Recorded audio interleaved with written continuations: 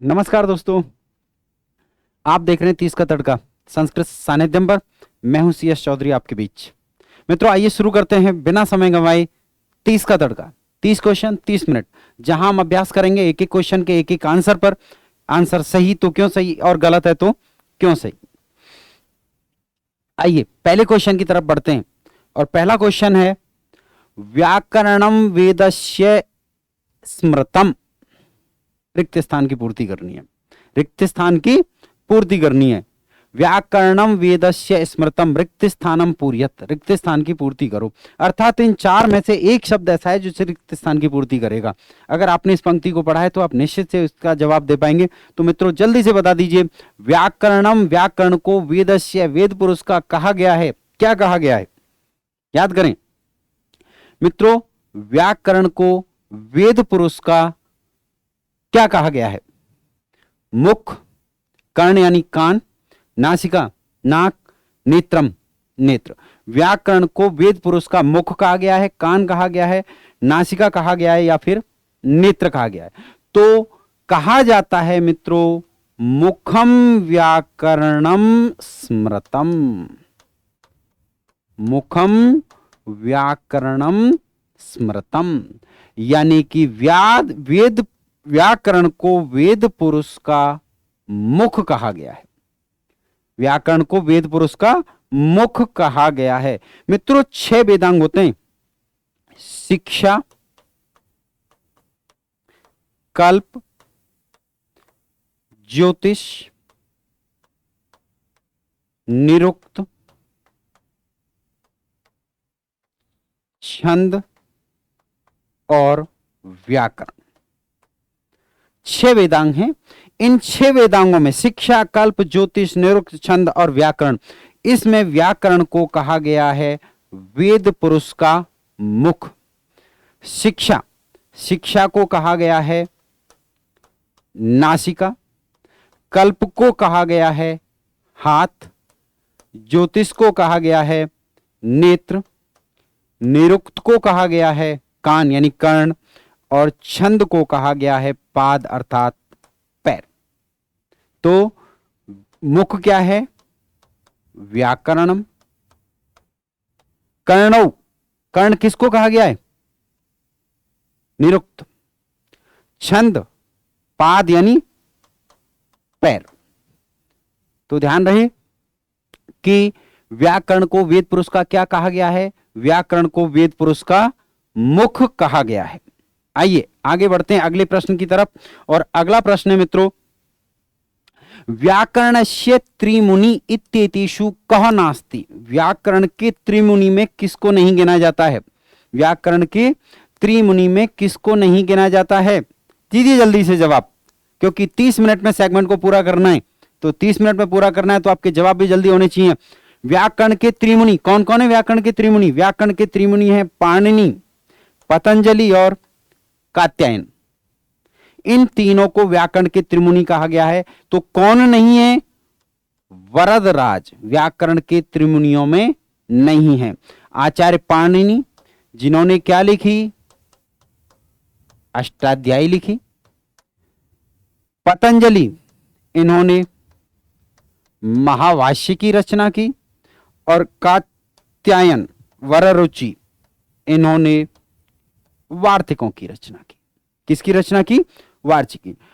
वरदराज के द्वारा मित्रों लघु सिद्धांत कौमुदी लिखी गई है। ध्यान रखना, ये कई बार इस तरीके के प्रश्न परीक्षा में पूछ लिए जाते हैं। तो चारों के जवाब आपके पास हैं, इनकी रचनाएं हैं, लेकिन इस प्रश्न का जो जवाब है कि व्याकरण के त्रिमुनियों में कौन नहीं है, आपको ध्यान देना है।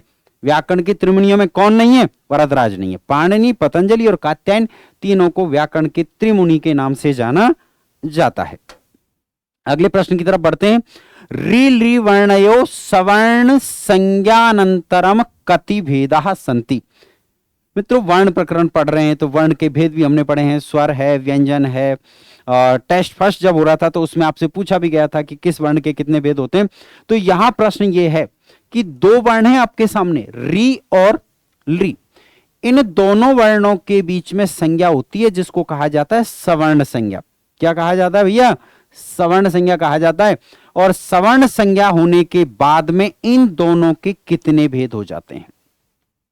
आपने वर्ण प्रकरण को अगर ठीक से पढ़ा है तो मित्रों वर्ण प्रकरण में आपने पढ़ा होगा कि री के भेद होते हैं 18 और री के भेद होते हैं 12।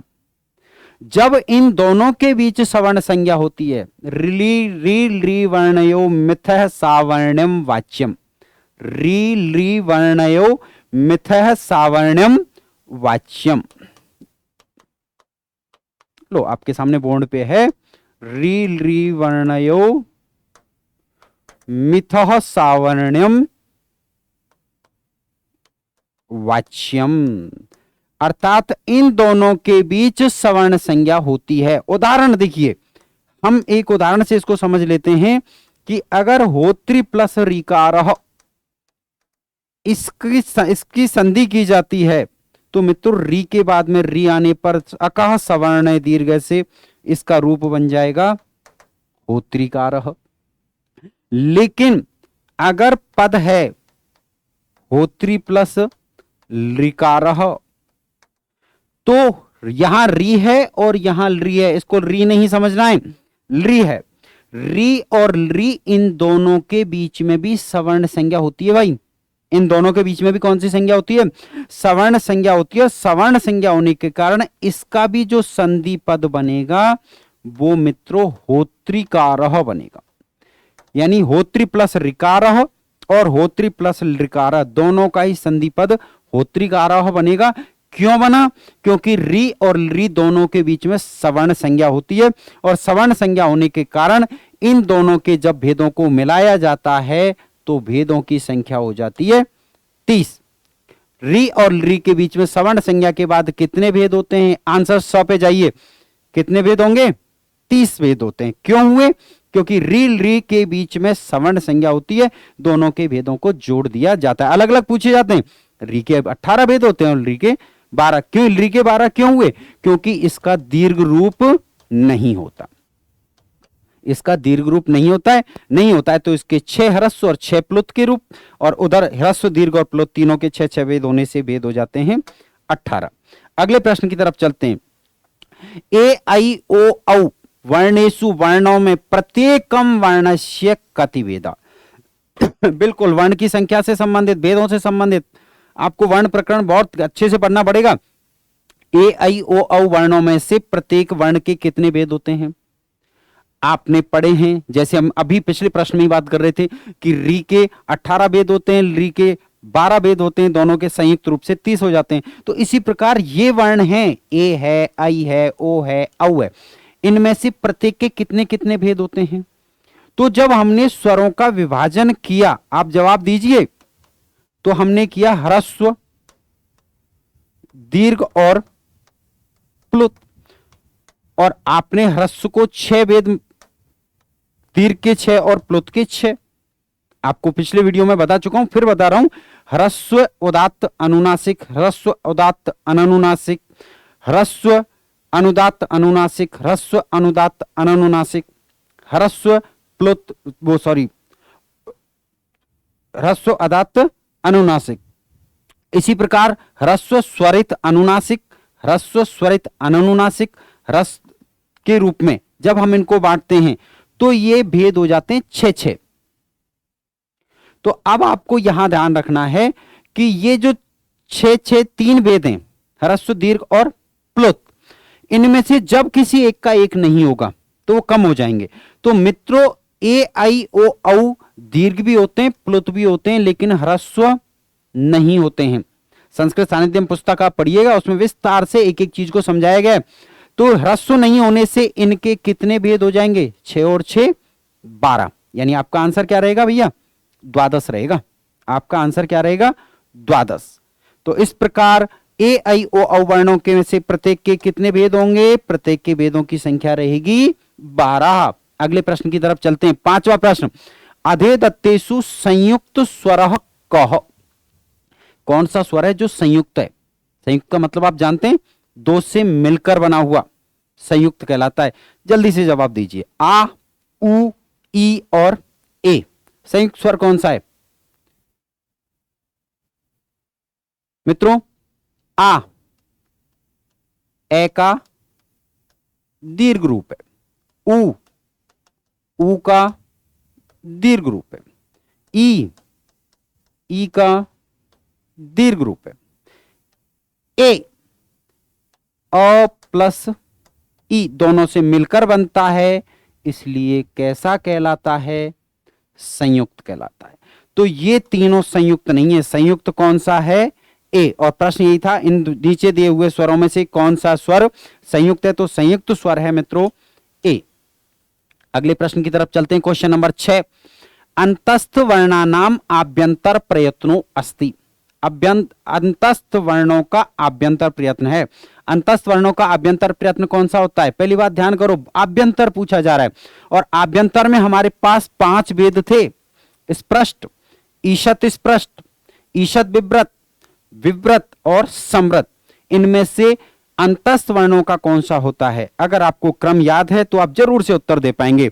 मित्रों, स्पष्ट जो प्रयत्न होता है वो स्पर्श वर्णों का होता है। यानी स्पष्ट है वो किसका होता है? स्पर्श वर्णों का होता है। ईशत विव्रत ऊष्म वर्णों का होता है। किसका होता है? ऊष्म वर्णों का। समृत केवल और केवल अ, वो भी किसमें? प्रयोग अवस्था में। केवल और केवल अ प्रयोग अवस्था में। ईशत स्पष्ट आपका आंसर हो जाएगा। ईशत स्पष्ट किसका होता है? अंतस्थ वर्णों का होता है। ईशत स्पष्ट किसका अभ्यंतर प्रयत्न है? अंतस्थ वर्णों का अभ्यंतर प्रयत्न होता है। प्रत्येकम स्वरस्य कति अभ्यंतर प्रयत्न, ये प्रश्न जो होते हैं वो आपने जो पढ़ा है उस पर आधारित होते हैं। प्रत्येकम स्वरस्य कति अभ्यंतर प्रयत्ना सन्ति, प्रत्येक स्वर के कितने अभ्यंतर प्रयत्न हैं। ये डिपेंड करता है कि आपने जो पढ़ा उसको वास्तव में पढ़ा या सीखा या नहीं सीखा। कई बार हम ये सोचते हैं कि हमें टॉपिक आ गया, पता है हमें ये अभ्यंतर प्रयत्न है और इसमें ये वर्ण होते हैं, इसमें ये वर्ण होते हैं, लेकिन ऐसा प्रश्न जो आता है वो लॉजिकल होता है। आपको केवल जो पूर्व ज्ञान है उसको ताजा करना है। प्रत्येक स्वर के कितने अभ्यंतर प्रयत्न हैं? तो मित्रों, हमारे पास स्वरों के कुल अभ्यंतर प्रयत्न कितने थे? 5, अगर आपको याद है तो। स्पष्ट, ईशत स्पष्ट, ईशत विव्रत, विव्रत और समृत। तो प्रत्येक स्वर आप देखिए, स्पष्ट में क्या थे? स्पर्श वर्ण यानी व्यंजन। ईशत स्पष्ट में क्या थे? अंतस्थ वर्ण अर्थात व्यंजन। ईशत विव्रत में क्या थे? ऊष्म वर्ण अर्थात व्यंजन। तो ये तीनों तो व्यंजन के लिए हो गए। और विव्रत और समृत, समृत के लिए स्पष्ट रूप से कहा गया है कि ये केवल और केवल किसके लिए होगा? अ के लिए होगा। वो भी किस अवस्था में? प्रयोग अवस्था में। तो एकमात्र आभ्यंतर प्रयत्न है जो स्वरों के लिए बच जाता है, कौन सा? विव्रत। तो प्रत्येक स्वर के कितने आभ्यंतर प्रयत्न होते हैं? प्रत्येक स्वर का एक आभ्यंतर प्रयत्न होता है। प्रत्येक स्वर का एक आभ्यंतर प्रयत्न होता है और वो कौन सा होता है? विव्रत। अब आगे अगला बिल्कुल इसी से जुड़ा हुआ प्रश्न, प्रत्येक हलवर्ण के कितने आभ्यंतर प्रयत्न होते हैं? प्रत्येकम हलवर्णस्य कति आभ्यंतर प्रयत्ना सन्ति, प्रत्येक हलवर्ण के कितने आभ्यंतर प्रयत्न होते हैं? तो अभी आपने पिछले ही क्वेश्चन पे पढ़ा है कि आभ्यंतर के कितने? 5। उनमें से व्यंजन से संबंधित 3 थे। स्पष्ट, ईशत स्पष्ट और ईशत विव्रत। ये 3 ही व्यंजनों से संबंधित थे। लेकिन मित्रों, यहां भी ध्यान देना है, अगर आप ध्यान से देख पाए तो गलती होगी। यहां 3 कर सकते हो आप, गलत है, क्योंकि व्यंजन से संबंधित नहीं, प्रत्येक व्यंजन का कितना है। प्रश्न यह है प्रत्येक हलवर्ण, हलवर्ण का मतलब होता है भैया व्यंजन, और प्रत्येक व्यंजन का पूछा गया है। तो मित्रों, जो स्पष्ट वर्ण में आ जाएगा वो ईशत स्पष्ट में और ईशत विव्रत में नहीं होगा। जो ईशत स्पष्ट में होगा वो स्पष्ट और ईशत विव्रत में नहीं होगा, और जो ईशत विव्रत में होगा वो स्पष्ट और ईशत स्पष्ट में नहीं होगा। इस तरीके से हम कह सकते हैं कि प्रत्येक व्यंजन का एक ही आभ्यंतर प्रयत्न होता है। प्रत्येक व्यंजन का एक ही आभ्यंतर प्रयत्न होता है, या तो वो स्पष्ट होगा या ईषत स्पष्ट होगा अथवा ईषत विब्रत होगा। रटना नहीं है, ये रटने वाले प्रश्न नहीं है, आपको पता होना चाहिए कि स्पष्ट में ही होगा तो दूसरों में नहीं हो सकता, इसलिए आभ्यंतर प्रयत्न। फिर ध्यान दें, मेरी पंक्ति को विशेष रूप से ध्यान दें, आभ्यंतर प्रयत्न स्वर का भी एक होता है और व्यंजन का भी एक ही होता है। क्लियर? आभ्यंतर प्रयत्न चाहे स्वरों का पूछे, प्रत्येक स्वर के कितने होते हैं? एक। आभ्यंतर प्रयत्न व्यंजन का पूछा जाता है तब भी कितना रहेगा? एक। अगले प्रश्न की तरफ बढ़ते हैं मित्रों। च वर्ण इति वर्णस्य बाह्य प्रयत्नो अस्ति। च वर्ण का बाह्य प्रयत्न कौन सा है? अब ध्यान करो, बाह्य प्रयत्न यानी 11, अघोष, घोष, विवार, संवार, अल्पप्राण, श्वास, नाद, अल्पप्राण, महाप्राण, उदात्त, अनुदात्त और स्वरित। इन 11 में से आपको देखना है च का कौन सा है। च अघोष है, च विवार है, च अल्पप्राण है और सर्वे यानी सभी हैं। तो मित्रों च अघोष होता है क्योंकि अघोष में वर्ग के पहले और दूसरे वर्ण होते हैं। च विवार होता है क्योंकि जो वर्ण अघोष होते हैं वही विवार होते हैं। और च अल्प प्राण होता है क्योंकि च अल्प प्राण में वर्ग के पहला, तीसरा और पांचवा तीनों वर्ण होते हैं। तो इस तरीके से आंसर क्या रहेगा? सर्वे। च अघोष भी है, च विवार भी है और च अल्प प्राण भी है। जब तीनों ही हैं तो आपके पास अंतिम विकल्प तक जरूर पहुंच जाना चाहिए, और अंतिम विकल्प है मित्रों सभी। अधोदत्तेषु अयोगवाह नास्ति। इनमें से अयोगवाह नहीं है। कौन सा नहीं है? जल्दी बताइए। अनुस्वार नहीं है, विसर्ग नहीं है, जिह्वा मूल्य नहीं है, यम वर्ण नहीं है। अब इसके लिए जरूरी है कि आपको पता हो कि अयोगवाह कितने होते हैं। तो मित्रों अगर आपने पिछला वीडियो देखा है टेस्ट फर्स्ट, तो उसमें आपने देखा होगा कि अयोगवाहों की संख्या 4 होती है। कितनी होती है? 4। कौन कौन से होते हैं? अनुस्वार अयोगवाह होता है, विसर्ग अयोगवाह होता है, जिह्वा मूल्य अयोगवाह होता है, और जो चौथा अयोगवाह है वो है उपधमानीय। इस तरीके से ये 4 होते हैं, यानी यम वर्णों को अयोगवाह नहीं माना जाता है। ये अयोगवाह कितने होंगे? 4 होंगे। अनुस्वार, विसर्ग, जिह्वा मूल्य और उपधमानीय, इन्हीं को क्या कहेंगे हम? अयोगवाह कहते हैं। संख्यात्मक प्रश्न, अयोगवाह कितने हैं? 4 हैं। 11वें प्रश्न पर बढ़ते हैं। स्वराणाम कति बाह्य प्रयत्न संति। फिर वही प्रश्न जो उसी तरीके का जैसा अल्प प्राण में पूछा गया था, स्वरों के कितने आभ्यंतर प्रयत्न में पूछा गया था, स्वरों के कितने आभ्यंतर प्रयत्न होते हैं, बिल्कुल यहां पूछा गया है स्वरों के कितने बाह्य प्रयत्न होते हैं। अगर आपको बाह्य प्रयत्नों के नाम याद हैं तो आंसर दे पाएंगे, अन्यथा तो फिर आप भगवान भरोसे तुक्का वाले ही लगा लें। तो तुक्का लगाना नहीं है भैया, अगर मेहनत कर रहे हैं तो आंसर सीधा पता होना चाहिए, रटना नहीं है। ध्यान दें, बाह्य प्रयत्न कौन कौन से थे? अघोष, घोष, विवार, संवार, श्वास, नाद, अल्पप्राण, महाप्राण, ये सभी के सभी व्यंजनों से संबंधित हैं। अब स्वर के कौन कौन से रह गए? स्वरों के रह गए उदात्त, अनुदात्त और स्वरित। कितने? 3 है। यानी स्वरों के कितने बाह्य प्रयत्न हो गए? 3। कितने हो गए? 3। आंसर क्या रहेगा? 3। त्रयः कौन कौन से हैं? उदात्त, अनुदात्त और स्वरित। एक एक चीज को समझते चले जाना। 3 है तो क्यों है? क्योंकि स्वरों के 3 ही बाह्य प्रयत्न होते हैं, उदात्त होता है, अनुदात्त होता है और स्वरित होता है। आगे बढ़ते हैं मित्रों, इसी तरीके के प्रश्न आपको मिलेंगे जो आपको सोचने पे मजबूर करेंगे। रटा हुआ प्रश्न नहीं, रटा हुआ तो आप बता ही दोगे बाह्य प्रयत्न कितने होते हैं, आभ्यंतर प्रयत्न कितने होते हैं, लेकिन ऐसे प्रश्न जब आते हैं तो हमें सोचने पर मजबूर करते हैं, और अगर आपने सोचा तो आप आंसर दे पाएंगे। चलिए, प्रत्येकम हलवर्णस्य कति बाह्य प्रयत्न सन्ति। आगे बढ़ गए। अब तक आपके पास 4 प्रश्न आ चुके हैं। चौथा है ये इस तरीके का। पहला प्रश्न आया था अल्प प्राण, यानी प्रत्येक स्वर के कितने आभ्यंतर प्रयत्न होते हैं। दूसरा आया प्रत्येक व्यंजन के कितने आभ्यंतर प्रयत्न होते हैं। तीसरा इससे जस्ट पहले वाला प्रश्न था प्रत्येक स्वरों के कितने बाह्य प्रयत्न हैं। और अगला प्रश्न आ गया है मित्रों, प्रत्येक व्यंजन के कितने बाह्य प्रयत्न हैं। अब या तो रट लो या समझ लो कितने होते हैं। सोचो, 4, 5, 3, 2, गिनती तो गिननी है, 4, 5, 2 और 11। जल्दी से गलती क्या हो सकती है? प्रश्न को पढ़ेंगे नहीं, हम पढ़ेंगे बाह्य प्रयत्न कितने होते हैं। आंसर दिख गया एकादश।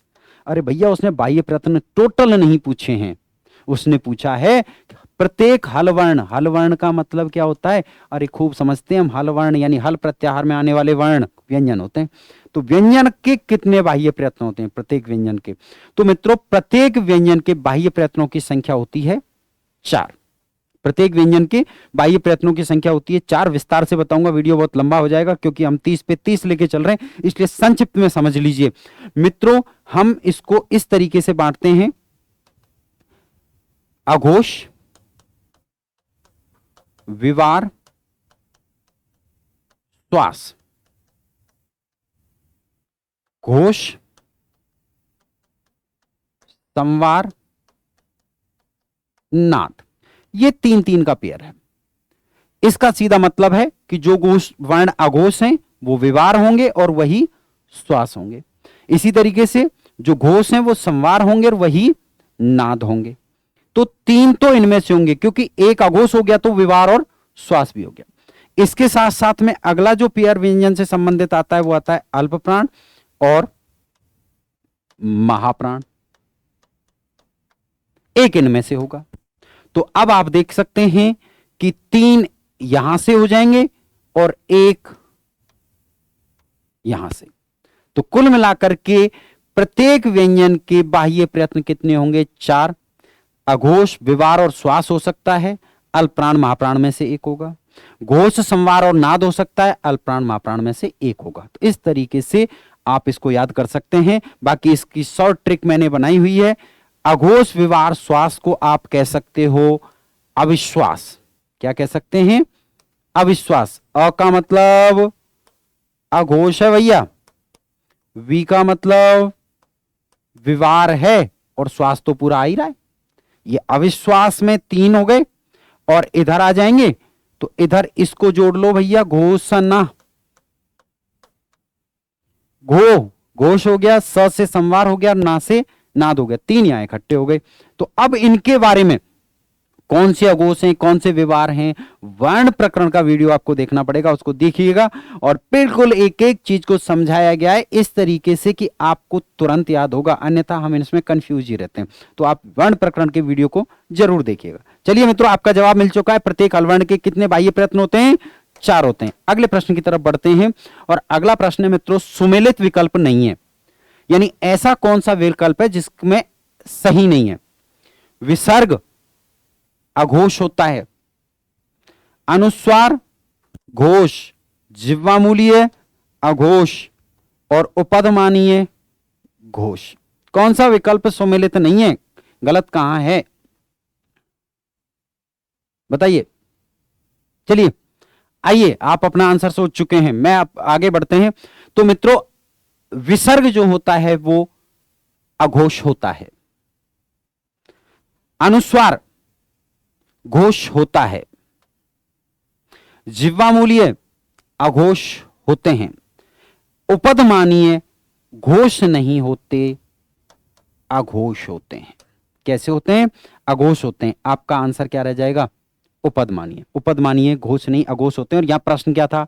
सुमेलित विकल्प नहीं है, यानी नहीं है नहीं बताना है, नहीं है पर जाना है। तो कौन सा नहीं है? उपधमानीय नहीं है। बाकी ये तीनों जो होते हैं वो किस में होते हैं? सही है। विसर्ग अघोष होता है, अनुस्वार घोष होता है, जिह्वामूलीय अघोष होता है। अगले प्रश्न की तरफ चलते हैं। स्वरों का कालकृत भेद है। स्वरों के कालकृत भेद यानी उच्चारण में लगने वाले समय अर्थात मात्रा के आधार पर कितने भेद होते हैं? 2, 3, 4, 5। जल्दी जवाब दीजिए। स्वरों के कालकृत भेद कितने होते हैं? 2, 3, 4, 5। मित्रों स्वरों के कालकृत भेद 3 होते हैं। मात्रा के आधार पर पूछे जाते हैं तब भी 3 होते हैं। कौन कौन से होते हैं? ह्रस्व, दीर्घ और प्लुत। ये कैसे भेद हैं? काल, उच्चारण में लगने वाले समय के आधार पर किए जाने वाले। 15वें प्रश्न, स्वयं राजन्ते इति रिक्त स्थानम पूर्यत। एक पंक्ति दी हुई है और ऐसी कैसी पढ़ लेना भैया इसको। स्वयं राजन्ते इति स्वराहा। स्वयं राजन्ते इति स्वरा यानी कि जो स्वयं ही सुशोभित होते हैं उनको चमकने के लिए क्रीम पाउडर नहीं चाहिए, किसी दूसरे की सहायता नहीं चाहिए, उनका अपना वजूद है। उनकी सहायता से दूसरों का वजूद बन सकता है, लेकिन उन्हें अपना वजूद बनाने के लिए किसी की जरूरत नहीं चाहिए। वो क्या कहलाते हैं? स्वर कहलाते हैं। स्वयं राजन्ते इति स्वराहा, जो स्वयं सुशोभित होते हैं वो क्या कहलाते हैं? स्वर कहलाते हैं। मित्रों बढ़ते हैं अगले प्रश्न की तरफ। अधोदत्तेषु, नीचे दे हुए स्वराणाम, स्वरों का बाह्य प्रयत्न है। इनमें से, यानी नीचे कुछ प्रयत्न दिए हुए हैं, इनमें से स्वरों का कौन सा बाह्य प्रयत्न दे रखा है? प्रश्न को ठीक से समझ लो। नीचे जो प्रयत्न दे रखे हैं, इनमें से स्वरों का बाह्य प्रयत्न कौन सा है? इसको ढंग से पढ़ लेना, क्योंकि हम तो क्या करेंगे, प्रयत्न देखते ही आंसर करने वाले, क्वेश्चन पूरा पढ़ते ही नहीं है। अक्सर देखा होगा अपने परीक्षा में एक क्वेश्चन तो यूं ही गलत होता है, ठीक ही नहीं पढ़ा था। स्वरों का बाह्य प्रयत्न, पहली बात तो विवार हो सकता है क्या? नहीं, क्योंकि सॉरी, विवार किसका है? व्यंजन का है। बाह्य प्रयत्न तो है, व्यंजन का है। स्वरित, अरे वाह, समाहारः स्वरित, उदात्त, अनुदात्त और स्वरित, ये किसका है? स्वर। घोष किसका है? व्यंजन का। विव्रत, ये भी स्वर है। तो भैया स्वरों से संबंधित दो आ गए। अब आपको कंफ्यूज करेंगे कि विवार और घोष तो हटा दिए, क्योंकि इनमें स्वरों का काम ही है, तो व्यंजन से संबंधित है। पर स्वरित भी स्वर में होते हैं और विव्रत भी स्वर में होते हैं, तो फिर कैसे पहचाने? फिर यहां आते हैं, बाह्य प्रयत्न पूछ रहा है। विव्रत कैसा है? विव्रत तो आभ्यंतर प्रयत्न है, और हमें कैसा चाहिए? हमें तो बाह्य चाहिए। तो स्वरों के तीन ही बाह्य प्रयत्न थे, अगर आपको याद है तो। कौन कौन से? उदात्त, अनुदात्त और स्वरित। उदात्त, अनुदात्त और स्वरित। तो इसलिए आंसर क्या रहेगा? स्वरों का बाह्य प्रयत्न है स्वरित। अगले प्रश्न की तरफ बढ़ते हैं। संस्कृत वर्णमालायाम कति स्वरः, संस्कृत वर्णमाला में कितने स्वर हैं? बड़ा टिपिकल सा प्रश्न है ये, कई कई तरीके से पूछ लिया जाता है, हर तरीके से उत्तर अलग हो जाता है। हम हमेशा कंफ्यूज ही रहते हैं। बोला साहब, कभी कोई 21-22 कर जाता है, कभी कोई 9 कर जाता है, कोई 11 कर जाता है, कोई 13 कर जाता है, समझ के दायरे से बाहर चलता है। तो जैसा प्रश्न वैसा आंसर। जल्दी से दो, संस्कृत वर्णमाला में यानी लौकिक संस्कृत में कितने स्वर हैं? 9, एकादश यानी 11, त्रयोदश यानी 13 और अष्टादश यानी 18। अगर आपको पता है कि वर्णमाला में कौन कौन से स्वर आते हैं तो आप आंसर दे पाएंगे। ऐसे प्रश्नों को अगर रटने की कोशिश करोगे तो कभी सही नहीं होने वाले, क्योंकि ये प्रश्न की प्रकृति बदलते ही स्वर आंसर जो है वो बदल जाता है। संस्कृत वर्णमाला में कितने स्वर हैं? मित्रों 9। 9 वर्णमाला के अनुसार नहीं कह सकते, लेकिन हम कह सकते हैं अचः स्वरः, यानी माहेश्वर सूत्रों के अनुसार अच प्रत्याहार में आने वाले वर्ण स्वर होते हैं, और अच वर्णों की संख्या कितनी है? 9 है। वर्णमाला में कितने हैं? अब बढ़ते हैं आगे। वर्णमाला में प्रयोग होने वाले स्वर कौन से हैं? अगर आपको याद है तो वर्णमाला में प्रयुक्त होते हैं, देखो 5 तो ह्रस्व होते हैं, अ, ई, उ, री और ली। भैया ये ठीक बन जाएगी, कोई नहीं, री और ली, ये 5 तो ह्रस्व हो गए, और आ, ई, उ, री,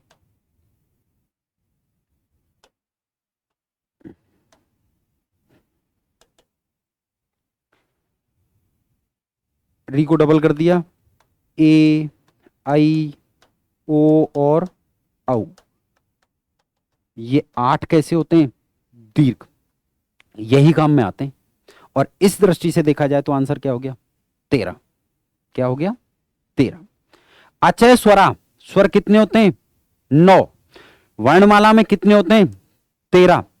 और इसी की जगह अगर यह प्रश्न पूछ लिया जाता है लौकिक संस्कृत, मैं इसको थोड़ा सा विस्तार से समझा देता हूं, आपका थोड़ा सा समय जाएगा। वर्णमाला में पूछा जाए तो 13। अचय स्वरा यानी कि अचय स्वरा के अनुसार माहेश्वर सूत्रों के अनुसार पूछा जाता है तो आंसर रहेगा 9। और पाणिनीय शिक्षा के अनुसार पूछा जाता है तो आंसर रहेगा 21/22। ठीक है, अब आप इसका स्क्रीनशॉट ले लीजिए, आपके हमेशा काम आएगा। और अगर वर्णमाला के अनुसार पूछा जाता है, वर्णमाला नहीं हो, तो यहां पर आप कह सकते हो उसको लौकिक संस्कृत पूछा जा सकता है। लौकिक संस्कृत में कितने होते हैं? तो लौकिक संस्कृत में और वर्णमाला में स्वरों की संख्या 13 है। अचय स्वरा के अनुसार यानी माहेश्वर सूत्रों के अनुसार अच वर्ण कितने हैं? 9 हैं। और पाणिनि शिक्षा के अनुसार स्वर कितने? 21 या 22। जैसा प्रश्न वैसा आंसर, रटोगे तो फंसोगे। अदो दत्तेषु ईशत स्पष्ट अस्ति, इस बार नास्ति नहीं है भैया, क्योंकि हर बार नास्ति आता है तो हम ये कर लेते हैं, गलत नास्ति होगा। निम्न में से ईशत स्पष्ट वर्ण है। ईशत स्पष्ट कौन सा था? आभ्यंतर प्रयत्न, दूसरा भेद था आभ्यंतर प्रयत्न का। जल्दी से बताओ कौन सा है? ईशत स्पष्ट। ईशत स्पष्ट में थे मित्रों स्पर्श वर्ण और स्पर्श सॉरी अंतस्थ वर्ण। अंतस्थ वर्ण कौन कौन से होते हैं? यण वर्ण जो होते हैं वो अंतस्थ होते हैं, य व र और ल। आंसर क्या होगा? ल हो जाएगा। ईशत स्पष्ट वर्ण कौन सा है? ल है, बाकी कोई भी ईशत स्पष्ट नहीं है। नाद वर्ण अस्ति, इनमें से नाद वर्ण है। ऐसे प्रश्न आपको परेशान करेंगे। अघोष घोष भी हो जाता है, लेकिन अल्पप्राण महाप्राण भी हो जाता है, लेकिन बाद वाले जो है ना वो परेशान कर देते हैं, साहब ये नाद और ये सारी चीजें कहाँ हैं, कैसे होंगे। तो मित्रों वर्ण प्रकरण का वीडियो देख लेना, आपको एक एक चीज समझाई गई है कि किस तरीके से आप पहचानोगे इजी ट्रिक से। उस वीडियो को देखना मत भूल जाना, और कोशिश रहेगी कि वीडियो का लिंक नीचे दे दिया जाए। अधो दत्तेषु नाद वर्ण अस्ति, इनमें से नाद वर्ण कौन सा है? नाद के लिए मैंने अभी आपको 2 पार्ट करके बताए वीडियो में जस्ट पहले। एक तो अविश्वास के रूप में बताया था और दूसरा बताया था घोषणा के रूप में। किसके रूप में? घोषणा के रूप में। तो घोषणा सॉरी नाद वर्ण, यहां प्रत्याहार होता है हस और यहां प्रत्याहार होता है खर। खर प्रत्याहार के वर्ण तो अघोष, विवार और श्वास होते हैं, और हस प्रत्याहार के वर्ण घोष, संवार और नाद होते हैं। तो हस का मतलब क्या निकला? ह से लेकर तालव्य श तक माहेश्वर सूत्रों को देख लो, और उनको देखोगे तो भैया तुरंत पता चल जाएगा कि कौन सा आता है कौन सा नहीं आता है। अगर आपको ध्यान हो तो जब हमने अविश्वास लिखा था तो तीनों श जो हैं वो यहां थे, तो नाद वर्ण है, ये नहीं है, क्योंकि ये तो अघोष होता है या विवार होता है या श्वास होता है, नाद नहीं होता। घ वर्ण देखो एक बार, प, ये भी कैसा होता है? अघोष, विवार और श्वास, ये भी नहीं है। च, अघोष, विवार और श्वास होता है, बचा क्या? घ। वर्ग के पहले और दूसरे वर्ण और तीनों श अघोष होते हैं, विवार होते हैं और श्वास होते हैं। इसके अलावा जो सारे रह गए वो घोष हैं, संवार हैं और नाद हैं। इनका विभाजन जिह्वामूलीय उपपदमानीय के बारे में भी है, वो आगे चल के आपको मिल जाएगा। लेकिन यहां जैसा प्रश्न है वो आपको बता दिया जा रहा है कि इनमें से अगर सामान्य प्रश्न जो होता है जिह्वामूलीय उपपदमानीय का बहुत कम संभावना रहती है, अनुस्वार विसर्ग वगैरह पूछे जाएं। फिर भी मैं बता देता हूं आपको, विसर्ग भी इसी में होता है। वीडियो कंप्लीट होने दीजिए, उसके बाद में मैं आपको इसको और बेहतर तरीके से समझाता हूं। पहले क्वेश्चंस को पूरा कर लेते हैं। तो मित्रों निम्न में से नाद वर्ण नहीं है, कौन सा नाद वर्ण है? कौन सा है? ब ऑप्शन। ये घोष भी है, संवार भी है और नाद भी है, ये तीनों में आएगा। घोष भी रहेगा, संवार भी रहेगा और नाद भी रहेगा। अगले प्रश्न की तरफ चलते हैं मित्रों। अगला प्रश्न है, निम्न में से विवार वर्ण कौन सा है?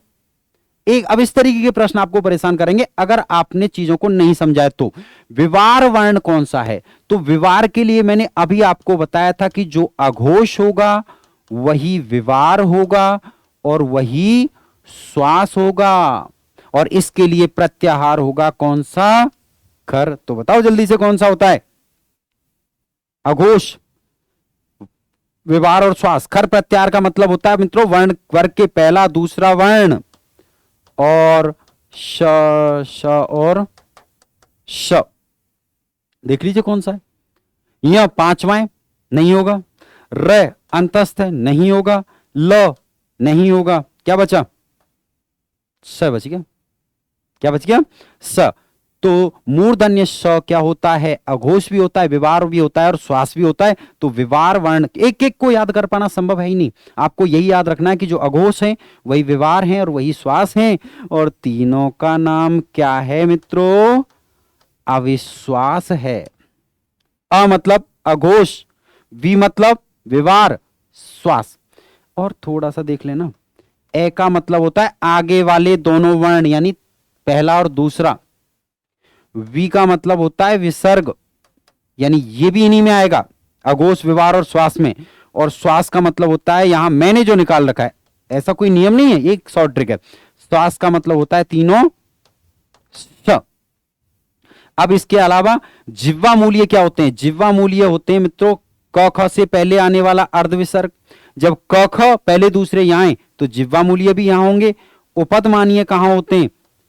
उपदमानीय यानी प फ से पहले आने वाला अर्ध विसर्ग, तो प फ पहले दूसरे के रूप में यहां मौजूद हैं, तो उपदमानीय भी अघोष होंगे, विवार होंगे और श्वास होंगे। अघोष, विवार और श्वास होंगे। इसके साथ साथ होंगे पहला और दूसरा यम वर्ण।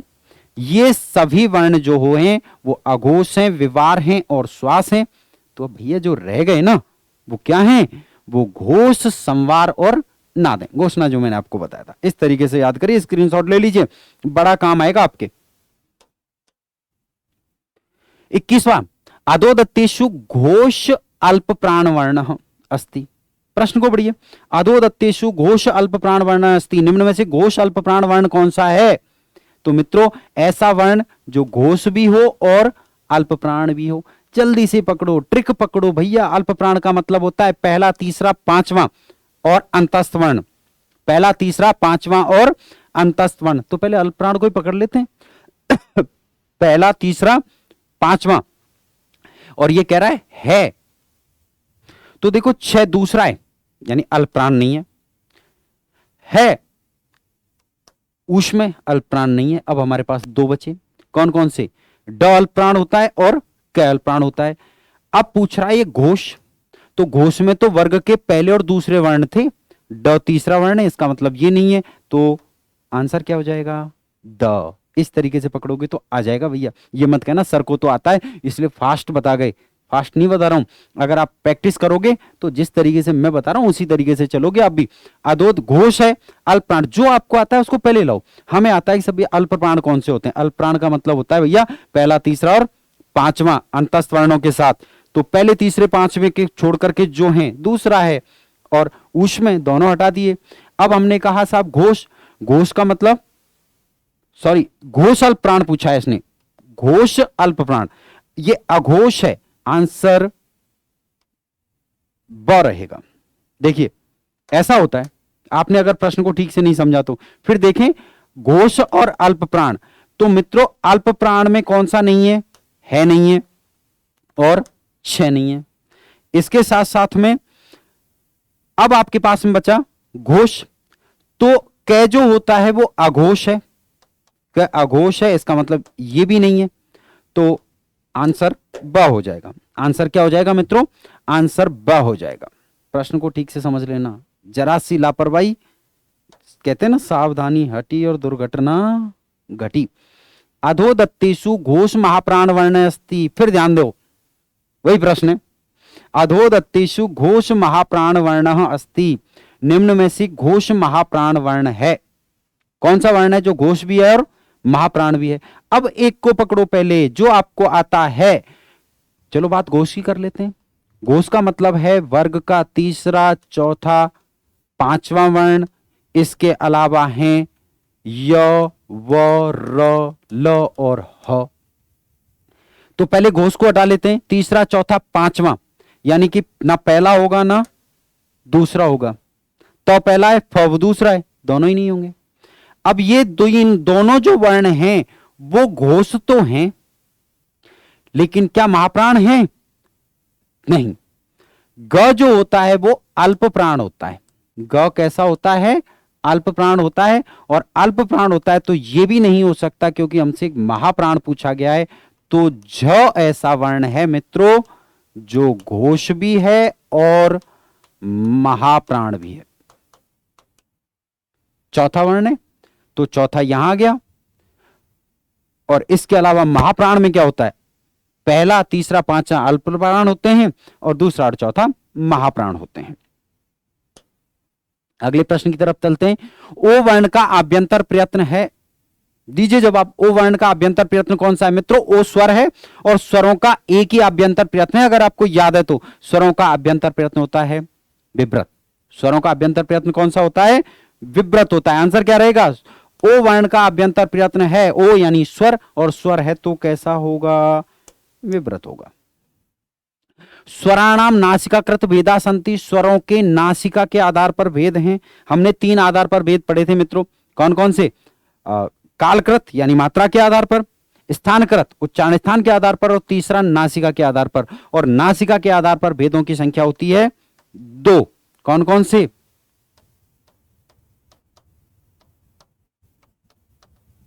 अनुनासिक स्वर और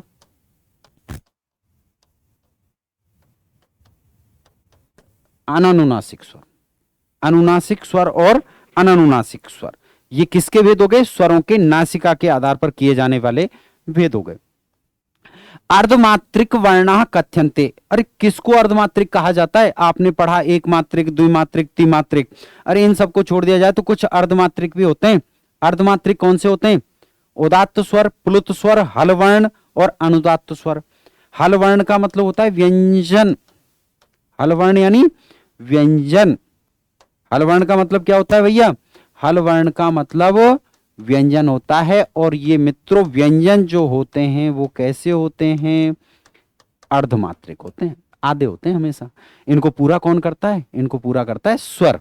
स्वरों की सहायता से बोले जाते हैं, इसलिए आंसर क्या रहेगा? हल वर्ण। अर्धमात्रिक किनको कहा जाता है? अर्धमात्रिक व्यंजनों को कहा जाता है। 26वें प्रश्न, अधोदत्तेषु द्विमात्रिक स्वर वर्तते। नीचे कुछ ऑप्शन में स्वर दे रखे हैं, तो इनमें से भैया ऐसा कौन सा स्वर है जो द्विमात्रिक है? जल्दी दीजिए जवाब। इनमें से कौन सा स्वर है जो द्विमात्रिक है? द्विमात्रिक का मतलब जिसको 2 मात्राएं हों। और मित्रों इन द्विमात्रिक स्वरों को कहा जाता है दीर्घ। कौन सा है दीर्घ? आ ए का दीर्घ रूप है, ए दीर्घ होता है, ओ दीर्घ होता है। जब तीनों ही हैं तो हमारा आंसर क्या रहेगा? सर्वे संति, सभी हैं। आ भी दीर्घ होता है यानी द्विमात्रिक होता है, ए भी द्विमात्रिक होता है और ओ भी द्विमात्रिक होता है। तो आंसर रहेगा सभी। 27वें प्रश्न की तरफ चलते हैं। मूल स्वरा कति संति। मूल स्वर कितने हैं? पहले भी आ चुका है ये प्रश्न, और फिर देख लीजिए मूल स्वर कितने। जो ह्रस्व है वो मूल है, जिसको ह्रस्व याद है वो जल्दी से बता देगा। त्रय 3 है, पंच 5 है, चत्वार 4 है और द्वौ 2 हैं। कितने होते हैं? तो मित्रों मूल स्वरों की संख्या होती है 5। कौन कौन से हैं आप देख लीजिए। अ ई उ री और री। अ ई उ री और री, ये कितने हैं? 5 होते हैं, जिनको मूल स्वर भी कह सकते हैं। और ये मूल स्वर ही कैसे होते हैं? ह्रस्व भी होते हैं। अगला 28वां प्रश्न, और 28वां प्रश्न है ई इति स्वरः अस्ति। ई, और इसमें अगर आपको दिख रहा है तो भैया ई को नीचे अंडरलाइन कर रखा है। ई के नीचे आड़ी रेखा बन रही है, उसको ध्यान में रख के उत्तर देना है। ई इति स्वरः अस्ति। ई कैसा है? उदात्त है, अनुदात्त है, स्वरित है या सब कुछ है? अब जैसे हम सब कुछ वाला आंसर देखते हैं ना, उपयुक्त सभी, तो आधा दिमाग तो हमारा वैसे ही काम करना बंद कर देता है। तो अगर ये ऐसा प्रश्न आपसे पूछा गया है तो मित्रों इसका मतलब स्पेसिफाई किया गया है कि जब स्वर के नीचे आड़ी रेखा हो तो वो कैसा कहलाता है।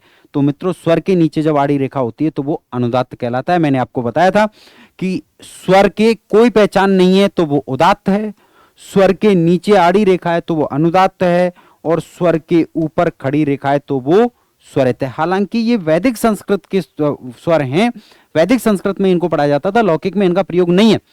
फिर भी परीक्षा की दृष्टि से कभी भी कोई भी प्रश्न पूछा जा सकता है। अगले प्रश्न की तरफ बढ़ते हैं।